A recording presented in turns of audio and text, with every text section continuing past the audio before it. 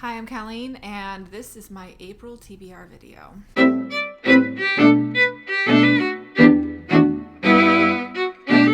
Now, I'm going to do a no-buy month in April for a couple reasons. The first being I have a ton of stuff that I need to read, want to read, already own, should get to. This isn't going to include book of the month because obviously I already paid for my April book of the month and I'm not going to not get a book in May. Also, another reason I'm doing this is May is my birthday month, and when I buy myself birthday presents, which I do since I'm an adult, I tend to just get myself books and then stuff for the garden. So it's a good prep month getting ready for the onslaught of books I will buy myself in May. I'm going to list all the books that I might read in April, which is going to be way more than I'll actually read, but I have a ton of ARCs, Advanced Readers copies, that I've had for a while and I really need to get to. I did a good job and got one already read this month, and there's a second one that I will finish before March is actually over, but I have a lot more, and I went on NetGalley a couple days ago and requested a bunch more, so I really need to get these books read. Okay, so to start with the ARCs, the first one I have is In a Garden Burning Gold by Rory Power. I actually talked about this in my March TBR because originally I was going to read it in March, but then because of what I read before it in March, I really didn't want to read that book, so I picked a different ARC, which I enjoyed and we'll talk about in my wrap-up. But this one is fantasy, and it's got like a Greek mythology feel, and it's about twins, which I like books about twins since I have twins. So I hope I'll like it. I have read the first chapter already, and it was kind of a lot of information, so I do think I need to come at this one as more of like a daytime read than something I'm reading like when I can't sleep in the middle of the night. The next ARC I have is The Botanist's Guide to Parties and Poisons, and it is by Kate Kavari, I think is how you say her last name. I have the description right here, which I'm going to read to you. Saffron Everly is in a race against time to free her wrongly accused professor before he goes behind bars forever. Perfect for fans of Deanna Rayborn and Annalee Huber, Kate Kavari's debut historical mysteries, fast-paced, fearless adventure. It takes place in London in the 1920s. I really like Annalee Huber. She wrote the Lady Darby mysteries, which are great historical mysteries. I've read one, but I do want to read the rest, which is why I grabbed this ARC, and I am looking forward to reading it. Next, I have The Iron Warrior Returns by Michelle Willingham. Yes, Michelle Willingham. And this is a Harlequin historical, which I don't read very many Harlequins, but then every once in a while when they come up on NetGalley, I grab one. And I just finished reading The Last Kingdom, so I was like really in the mood for something, or not reading. I just finished watching The Last Kingdom, which I adored, and I was really in the mood for something sort of like medieval-ish, so I saw this and grabbed it.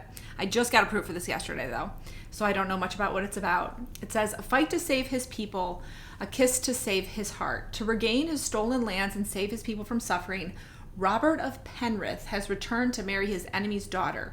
To Robert's surprise, his dearest friend, Morwena, helps him win the heiress's hand, despite the danger to them both. The fierce, beautiful miller's daughter has stood by him throughout his exile, but a single kiss ignites a passion that threatens to upend all Robert's plans. That just sounds really fun, and I didn't read a lot of romance in March, so I wanted to have a little bit more romance in April. Another romance I have on my April TBR is The Scoundrel Falls Hard by Sophie Jordan. I really like Sophie Jordan. This is in her Duke Hunt series, which I have very much enjoyed the first two books in that series. This one is about a female blacksmith and a scoundrel, and they're going to fall in love. And if you are on like romance Twitter, which I am, the cover like really made waves because they're like on top of an anvil, so it's a very fun cover, and everybody likes it. And Sophie Jordan's books are always really fun and comforting, so I can't wait to read this one. And that will do it for ARCs, so let's move on to books I own. In March, I got 3 books for book of the month. There were a lot of books that look great. I only read one of them so far, so I have the other 2 on my list for April. I'm only going to allow myself to buy 1 book of the month book in April, so there might be another one on here and there might not be. I'm going to try to be a little more discerning since I bought so many last month. The first is The Love of My Life by Rosie Walsh, and this was an add-on. I actually did read the first chapter already and really liked it. It's kind of like a contemporary fiction that has some domestic thriller feel with a main character who finds out that his wife and the mother of his child is not who he thought she was. The beginning was really good, so I am looking forward to this. I'll probably read this pretty close to the beginning of the month in April. And the next one is The Cartographers by Peng Shepherd. And this is a fantasy. I know it has a lot to do with maps and about like a girl who's loves cartography, and I think her father is like really high up in the cartography field, and it has to do with the New York Public Library. It just really sounded like something I would like. Also, when I was flipping through this book, there's a lot of great maps in it, if I can find one to show you. And I like books with maps. I am one of those people. So, another good book of the month pick. Next, for like the 4th month in a row, The Song of Achilles is still in my TBR. I haven't read it yet, by Madeline Miller. I really want to read this. I just have this feeling I'm going to be like crying so hard, and I don't know when I want to be crying so hard, which is why I keep putting it off. But I'll probably read it and be like, this is my most favorite book of all time. So I need to just read it and suck it up about crying.